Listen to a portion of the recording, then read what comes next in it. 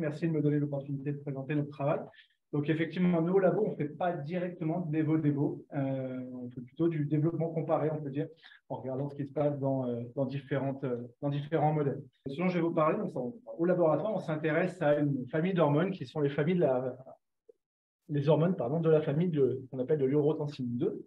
Vous n'avez probablement jamais entendu parler de ces hormones. C'est tout à fait normal, j'ai envie de dire. En tout cas, c'est pas surprenant. Donc, ce sont les hormones peptidiques. Donc, pour chaque hormone, il y a un gène qui contient un certain nombre d'exons, 4 ou 5, peu importe. Et à chaque fois, donc, ça code des petites protéines qui font une centaine, entre 100 et 120 acides aminés qui correspondent aux précurseurs. Vous avez un peptide signal qui permet l'adressage de ces hormones vers les voies de sécrétion. Et puis l'hormone proprement dit, donc ça correspond au précurseur.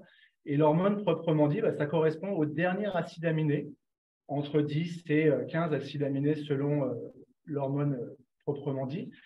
Et l'hormone proprement dit, donc elle va avoir cette structure, elle a une structure cyclique caractéristique. Vous avez 6 acides aminés avec 2 cystéines qui sont reliés par un pont disulfure. Donc, vous avez vraiment cette structure qui est caractéristique de cette famille d'hormones.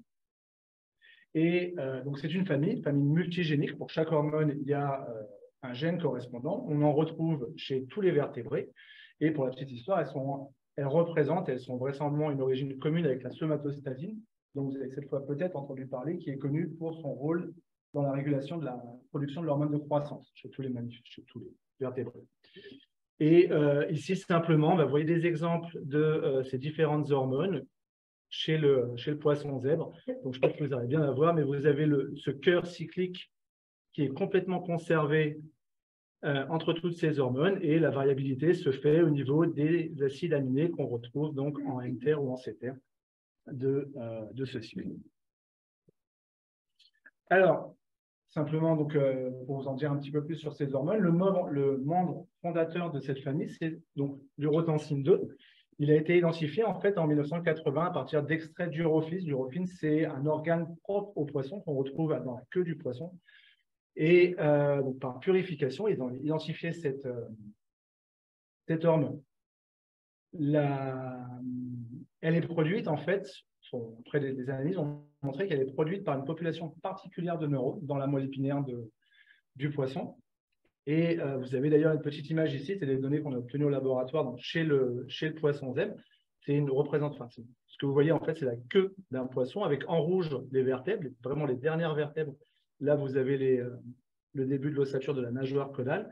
Et en vert, vous avez justement cette population de neurones qui exprime, ici c'est la protéine fluorescente GFP, donc des neurones qui projettent vers justement l'urophile, c'est une glande en fait au niveau de laquelle cette hormone en particulier est produite. Pour ce qui est du rôle de cette hormone, on connaît finalement relativement peu de choses. Chez les poissons, elle a manifestement un lien avec les fonctions physiologiques en lien avec l'osmorégulation, mais c'est des choses qui restent finalement assez mal comprises. Et cette hormone, elle a été identifiée ensuite chez les mammifères. Donc, elle existe aussi chez les mammifères, cette fois-ci à partir du cerveau de rat. Chez les mammifères, elle est produite dans les neurones moteurs. Et il se trouve que différentes études à la suite de ça ont montré que cette hormone, ce gène, est conservé chez tous les vertébrés. Elle a une petite sœur qui a donc été appelée urotensine 2, related peptide. Et cette fois-ci, c'est un peu l'inverse. Elle a d'abord été identifiée chez les mammifères. Elle a été identifiée en 2003 à partir d'extraits de cerveau de rat. Et elle est également produite chez les mammifères dans les motoneurones. Et différentes études ont montré que finalement, cette hormone, on la retrouve aussi chez les poissons et dans d'autres espèces de vertébrés. Sa fonction reste relativement inconnue. On a essayé de l'identifier, on a travaillé dessus au laboratoire. On a produit des poissons zèbres mutants pour cette hormone. Et en l'occurrence, elle n'a pas des poissons zèbres qui sont incapables de produire cette hormone n'ont pas de défaut qu'on avait pu identifier. Là, vous avez un embryon de poisson zèbre à 3 jours. Et là, vous avez la tête de ce côté-là, le dos ici. Et ce que vous voyez ici, c'est la moelle épinière avec les motoneurones. Et en fait, c'est une lignée transgénique avec le promoteur du gène URP qui contrôle donc l'expression ici de la GFP. On avait eu de jolies images, mais pas de phénotype pour le mutant. Et à côté de ça, c'est les hormones plus vous parler aujourd'hui. Il y a encore deux autres hormones qu'on a appelées cette fois-ci URP1 et URP2. Ah, pas discuter de la nomenclature, mais sauf que c'est comme ça. Qui ont été identifiés en fait en 2011 dans les génomes de différents poissons, dont le poisson zèbre justement par Hervé Tostino. Et ces hormones, elles sont produites dans des neurones particuliers de la moelle épinière qui s'appellent des neurones contactant le liquide céphalorachidien, donc en anglais classiquement les CSF-CM. Ces neurones, ce sont des neurones sensitifs qui sont en fait situés souvent dorsalement ou ventralement par rapport à la lumière du tube neural de la moelle épinière. Et en fait, ils émettent des protrusions, des cils à l'intérieur de ce canal qui baignent donc dans le liquide céphalorachidien. Et ces cils ont un rôle sensitif, ils sont senseurs en fait de différents paramètres de la moelle épinière dans le liquide céphalorachidien et de la moelle épinière. Et ce que vous avez ici, donc, sont les hybridations in situ. Vous avez le profil d'expression d'un de ces deux gènes, URP1 et URP, ici, dans un embryon de poisson. Donc là, vous avez les yeux, le tronc, et donc là, c'est une vue dorsale. Vous avez ces petits points donc, qui représentent donc l'expression du gène URP1 donc, dans ces neurones dans la moelle épinière. Ici, le tube neural, donc la future moelle épinière. Et ici, sur une coupe, vous avez le tube neural qui est comme ceci, la lumière du tube neural ici, donc, ce qu'on appelle le canal central. Et là, vous avez donc ces cellules qui expriment, donc ces cellules CSF qui expriment ici le gène URP1. Le gène URP1 et le gène URP2 sont vraiment très, très similaires et sont exprimés exactement dans les mêmes cellules.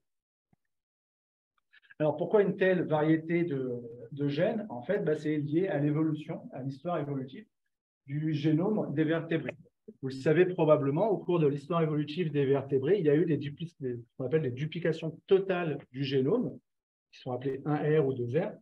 Et ça se traduit chez tous les mammifères, en particulier par le fait, chez tous les vertébrés, si on se concentre chez tous les tétrapodes, par le fait qu'il y a 4 exemplaires du système OX. Chez la drosophile, il n'y en a qu'un. Chez nous, il y en a 4 qui sont liés à cette histoire de duplication totale du génome. Et chez les poissons téléostéens, il y a eu un événement de plus, précurseur d'ancêtres des poissons téléostéens. Il y a eu un événement de duplication, qui est donc appelé 3R, qui a abouti donc à un grand nombre de ces hormones. Ces hormones, donc urotensine 2, URP, URP1, classiquement, au départ, on considérait qu'on ne retrouvait que l'hormone urotensine 2 et l'hormone URP chez tous les tétrapodes, alors que chez les téléostéens, on avait URP1, URP2, URP et, dû à la 3R, 2 exemplaires de cette hormone urotensine 2.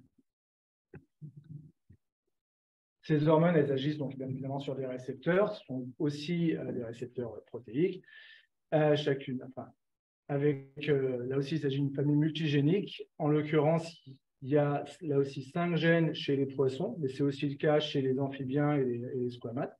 Seulement 4 chez les oiseaux et un seul chez les mammifères. Là aussi, on pourrait représenter le même type d'histoire évolutive. Alors, donc, ce que je vais vous présenter, c'est lié à la fonction donc, du URP1 et URP2, dont je vous ai déjà présenté, et à leur récepteur qui s'appelle UTS2, donc pour urotensine 2 récepteur. Comme je l'ai dit, il y en a 3, donc ils sont simplement numérotés. Ici, donc, il s'agit du 3e, et là, vous avez le profil d'expression de ce gène dans un embryon de poisson. Et en fait, ce gène se trouve exprimé dans ce qu'on appelle les somites, donc les progéniteurs musculaires de l'animal, et plus particulièrement en fait dans la moitié dorsale, on aurait une autre moitié ventrale ici, de ces somites. Alors, on a fait ça cette étude, on l'a conduite chez le poisson zèbre. Je me suis permis de faire une petite diapo pour présenter ce modèle. Il y a un certain nombre de choses qui nous ont déjà été dites par Sylvie. Donc, effectivement, ce modèle, c'est un modèle classique en laboratoire. D'abord, parce qu'il est relativement facile à élever et aussi relativement peu coûteux. Il a un développement embryonnaire rapide, puisque du coup, en 5 jours, vous avez un animal qui est complètement autonome, qui est capable de se nourrir, de se déplacer. Il a un temps de génération pas trop long, puisque vous avez des adultes en 3-4 mois au laboratoire, ce qui permet de faire de la génétique. Vous avez des pontes importantes. Une femelle peut facilement pondre 300 œufs toutes les semaines, et elle pond toute l'année, extrêmement pratique. Et je ne sais plus ce que je vous avais écrit. On a une fécondation externe. Donc, on a accès à l'embryon dès la fécondation, donc pendant tout le développement. Et l'embryon est quasi transparent, ce qui effectivement est très pratique pour faire de la microscopie, en particulier avec des marqueurs fluorescents.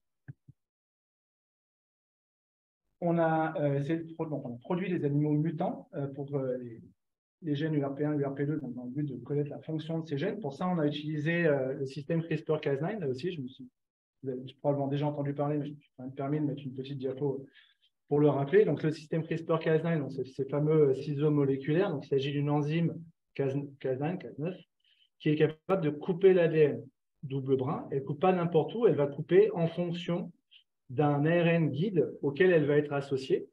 Et tout simplement parce qu'il y a une partie de cet ARN guide qui va être identique à un brin et donc complémentaire à l'autre. Et c'est là où elle va pouvoir couper. Donc, en pratique, chez le poisson, on injecte ces mélanges riboprotéiques qu'on a préparés au laboratoire. Donc, bien évidemment, cet ARN guide, on le design en fonction de la séquence qu'on souhaite couper. Et on injecte ce mélange dans des embryons juste après la fécondation. Classiquement, avec un guide, on va avoir, suite à la coupure, les mécanismes de réparation vont finalement aboutir à ce qu'il y ait des erreurs. Et donc, on va avoir des petites insertions ou des petites délétions. Les animaux, oui, dans les animaux injectés, on va avoir un mélange. Et après, on peut de différents types de mutations et on va pouvoir sélectionner des animaux qui sont porteurs d'une mutation d'intérêt. Si on utilise deux guides, en fait, on est capable d'obtenir deux guides relativement proches. Ça permet d'obtenir en fait des délétions un peu plus grandes. C'est exactement ça qu'on a utilisé pour produire nos animaux mutants. En fait, donc nos gènes, que ce soit URP1 ou URP2, ils ont toute cette structure avec la partie codant véritablement l'hormone mature, située dans le dernier exon du gène. Donc, on a pris un guide de part et d'autre de cette séquence et on a pu obtenir comme ça des animaux avec des porteurs d'allèles où toute cette séquence a été délétée, donc incapable de produire cette hormone. On a fait la même chose, bien évidemment, pour l'URP2 et on a ensuite analysé le phénotype de ces animaux mutants pour URP1, pour URP2 ou les deux. Et donc, voilà les phénotypes qu'on a obtenus. Donc là, vous avez les animaux de 6 jours de développement jusqu'à l'âge adulte, avec sur cette ligne des mâles et là des femelles. Sur la première colonne, vous avez des animaux contrôles qui sont hétérozygotes pour l'URP2 ici, enfin, ou hétérozygotes pour les deux gènes. Donc, c'est le développement normal de ces animaux. Ici, vous avez des animaux qui sont mutants pour les URP2. Donc, dans ce cas-là, vous avez un développement embryonnaire qui va être normal et vous allez, pas facile à voir, mais vous allez me croire, à partir de 21 jours, vous allez avoir un petit défaut qui correspond à ce qu'on appelle une syphose, comme si les animaux, au niveau de leur partie antérieure, ici, entre la tête et le tronc, étaient légèrement tordus. Ça se voit un peu mieux à l'âge adulte, où on a en fait cette courbure relativement anormale par rapport au contrôle. Les animaux mutants pour URP1 n'ont pas de défaut. Donc, on peut enlever URP1 sans qu'il ne se passe rien. On peut même enlever une copie du URP2 en plus. Donc, finalement, ces animaux, ils n'ont plus qu'une copie sur les 4 qui soit fonctionnelle et ils se développent parfaitement normalement. Par contre, quand on enlève les 4 qui sont homozygotes mutants pour les deux gènes, et bien là, on a un défaut très, très fort qui apparaît à 6 jours. Donc, ça commence un peu comme pour les mutants URP2 avec une petite courbure relativement antérieure. Et puis, on a la queue qui va progressivement s'affaisser. Et on a finalement, chez l'adulte, des animaux qui sont complètement tordus. Ça, c'est des données qu'on avait obtenues au laboratoire. Et puis, on avait reproduit, parce que ça avait déjà été publié, des mutants. On avait aussi obtenu des mutants pour le gène UTS2R3, donc le récepteur. Et on phénocopie complètement les mutants des doubles mutants en fait, pour les deux peptides. C'est simplement ça, des colorations histologiques donc à la lysarine rouge pour vous montrer les squelettes. Je vais aller rapidement. On va simplement voir ici, vous voyez donc cette déformation très importante de la colonne vertébrale.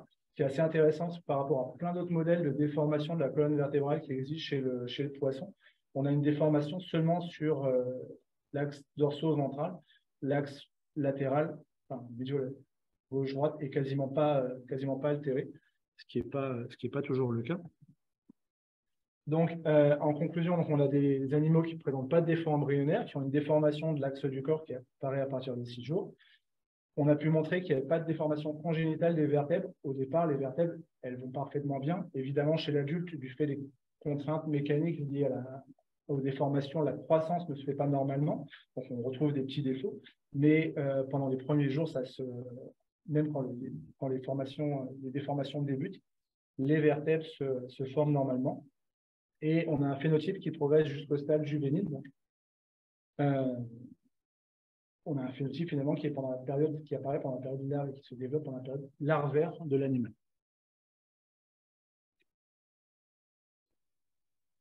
Une des questions qu'on s'est posées, c'était de comprendre véritablement quel était pourquoi ces défauts et quel est le rôle finalement de ces hormones. Et ce qui avait déjà été là aussi publié, c'est le fait que chez l'embryon, alors qu'il n'y a pas de défaut embryonnaire, la signalisation est déjà active. Et quand vous surexprimez URP1 ou URP2, vous induisez une courbure comme ça, complètement anormale, de la queue de l'animal. On peut faire ça de différentes façons. Nous, on a utilisé un système Hitchcock dans lequel, finalement, vous avez un transgène qui contient la séquence codante du gène URP2. Derrière, un promoteur Hitchcock. Donc, le promoteur Hitchcock, en temps normal, il va être inactif. Et puis, c'est les animaux que vous élevez normalement à 28 degrés. Vous allez les placer pendant 30 minutes, 60 minutes à une température plus élevée, 37 degrés en général. Et ça va induire, le promoteur Hitchcock va répondre à ça, et ça va induire une expression du gène. Et dans ces cas-là, on observe effectivement cette courbure qui se met en place progressivement quelques minutes, donc après le Hitchcock. Il avait déjà été montré que cet effet ne dépend pas de la jonction neuromusculaire. On peut bloquer avec un inhibiteur de la synapse neuromusculaire et ça n'a pas d'effet, ça n'empêche pas l'effet de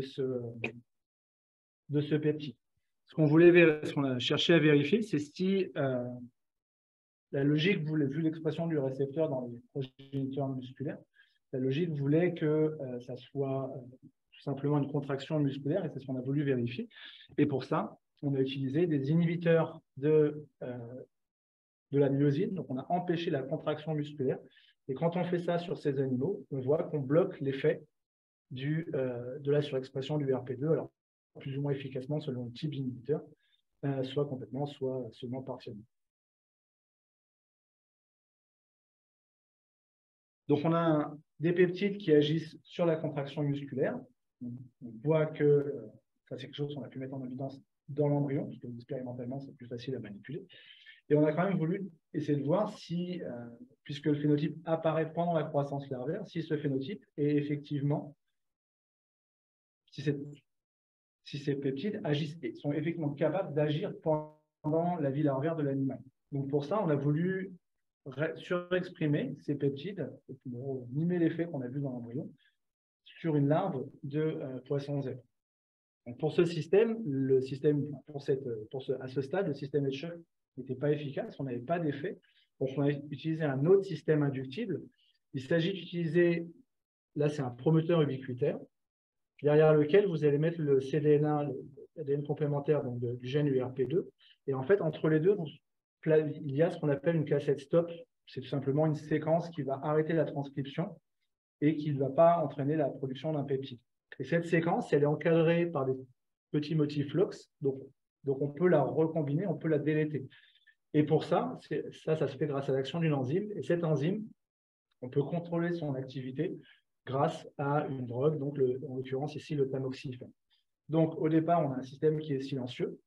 Et à partir du moment où on va rajouter la drogue, vous allez déléter cette cassette stop et donc vous allez activer le système. Et donc vous allez induire de manière définitive, contrairement au système Hitchcock qu'on a utilisé tout à l'heure, la surexpression ici du RP2.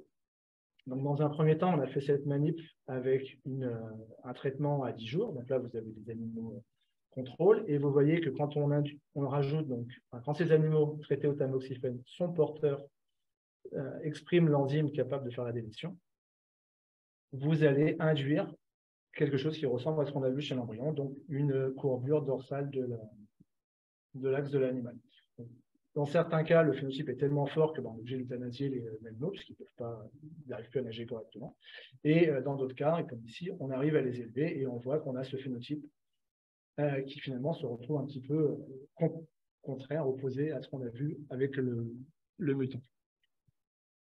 Et donc, on a pu aussi répéter cette expérience à des stades un peu plus vieux. C'est un peu moins efficace parce que malheureusement, le système tel qu'on l'utilise, le traitement de tamoxifène est moins efficace au stade plus âgé, mais on arrive quand même à avoir des animaux qui ont du coup une courbure dorsale au lieu d'avoir une courbure ventrale lorsqu'on avait l'absence de peptides.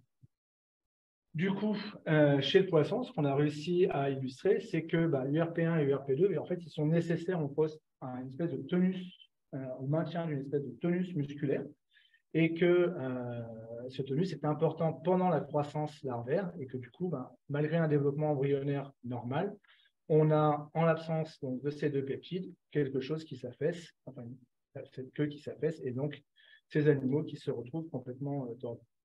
On a encore plein de questions sur lesquelles on travaille. D'abord, on ne comprend pas très bien quelle est l'action véritablement du RP1 et du RP2 sur les muscles, comment est-ce qu'ils permettent une contraction. On se demande aussi si ils sont requis pendant toute la vie de l'animal, et en particulier, est-ce qu'au-delà de après la fin de la vie larvaire, chez le juvénile ou chez l'adulte, ils sont toujours nécessaires. Et aussi, est-ce qu'il est possible de rétablir finalement chez les animaux qui auraient déjà un phénotype, est-ce qu'on pourrait réintroduire les peptides pour essayer de les sauver? Là aussi, c'est parce que ce n'est pas intéressant pour demander des sous, c'est en fait on propose ça comme un modèle de scoliose. Et il se trouve qu'il y a des gens qui trouvent ça intéressant. Alors, ça c'est chez le poisson. Et comme je vous l'ai dit, donc, toutes ces hormones sont conservées, la famille est conservée chez tous les vertébrés. Et en fait, on pensait, parce qu'il n'y a pas très longtemps, que URP1 et URP2 n'étaient présents que chez les poissons. On s'est rendu compte que, en fait, donc ça c'est Hervé Tostivin qui est spécialiste de ce type de recherche, on s'est rendu compte que chez le xénope, un amphibien, on peut effectivement retrouver une séquence qui correspond à un URP1 ou URP2. Vous avez une photo des amphibiens. Quand on regarde purement et simplement la séquence du peptide mature, finalement, on est un peu entre les deux. Si on compare avec les URP1 et URP2 du poisson zèbre, là, vous avez un A qui correspond plus à URP1, mais de l'autre côté, vous avez un Q ici qui correspond plus à URP2. Donc, sur cette base-là, il était impossible de dire si c'était plutôt URP1 ou plutôt URP2. Et pour confirmer comme ça l'identité en fait, et l'homologie du gène, ce qui est fait classiquement, c'est des approches d'analyse de l'environnement chromosomique, ce qu'on appelle la synthénie. Et donc là, c'est ce que vous avez. Vous avez tout l'environnement chromosomique autour de ce gène dans différentes espèces. Donc ici, le xénope, le poulet, le Homo sapiens. Donc vous voyez que, en fait, tout l'environnement chromosomique autour de ce gène est conservé, sauf URP2 chez le poulet et le sapiens, puisque donc ce gène est perdu effectivement dans ces espèces. Mais que par contre, ici, chez deux espèces de poissons, Télestéen ou non, on retrouve bien URP2 avec le même environnement chromosomique. Autrement dit, le gène qui avait été retrouvé est bien le gène URP2. Et on n'a pas, par contre, on n'a pas pu retrouver d'URP1. Et ce gène URP2 est retrouvé dans deux espèces de xénopes qui sont utilisées au laboratoire, Levis, la plus classique, et Tropicanis également. Du coup, on a voulu savoir si la fonction de ce gène était conservée. Donc, pour ça, on a analysé le profil d'expression par hybridation in situ. Donc là, vous avez des embryons de xénopes. Ici, l'hybridation in situ pour URP2 qui vous montre quelque chose qui ressemble à ce qu'on a vu tout à l'heure chez le poisson. Et là, sur une coupe, on voit qu'on a une expression effectivement dans le tube neural, juste ventral dans les cellules qui sont juste ventrales par rapport au canal central. Donc, on est bien dans les cellules identiques. Et pareil pour le muscle. Donc chez l'amphibien, on savait déjà qu'il y avait 5 récepteurs.